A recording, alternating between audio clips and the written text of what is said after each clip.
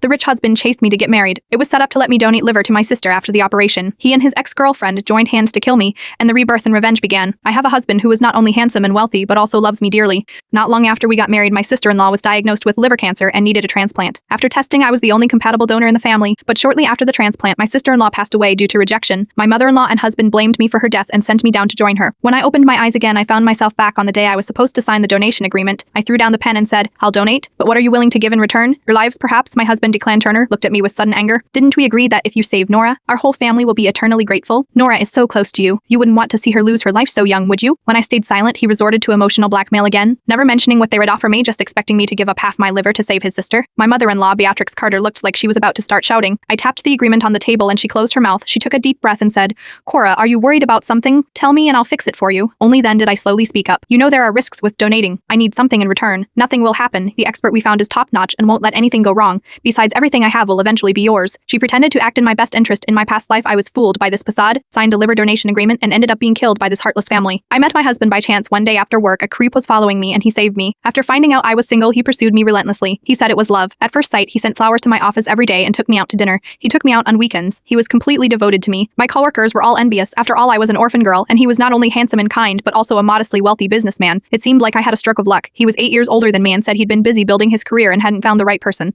After meeting me, he felt it was time to marry. I was skeptical about such good fortune, but he said his family consulted fortune tellers and not marrying this year would affect his business. Business people often believe in this under his persuasion. We quickly got married. The first time I met my sister-in-law, she was very affectionate, constantly calling me sister-in-law, and personally made a gift for me. My mother-in-law also gave me several sets of valuable jewelry on our wedding day, and the attendees praised how kind his family was to me. I didn't notice anything wrong. Shortly after the wedding, my mother-in-law tearfully told us my sister-in-law had liver cancer and needed a liver transplant to survive. My husband said we should ask all relatives to do a compatibility test to see if anyone could donate, as donating a liver wouldn't affect one's life. Under their persuasion, I naively went for the test. My husband reassured me it was just for show for his mom and unlikely to succeed, but I was the only successful match. My mother-in-law tearfully said her husband had passed away a few years ago, and now all her focus was on her 2 children. Declan was married, so she wasn't worried, but Nora was so young. If she died, how could she live? She implied that if I didn't save her, it would be my fault if Nora died. My husband promised it was just a liver donation, not dangerous, and they'd be grateful to me forever. All their property would be ours in the future. I said I didn't marry him for his money. Upon hearing this, he was even more patient and caring, but he constantly looked troubled in front of me. Feeling sorry for him, I softened and agreed. But my sister-in-law still didn't survive the rejection after surgery. My mother-in-law blamed my liver for being bad, causing my sister-in-law's death, and hit me, completely ignoring that I had just donated my liver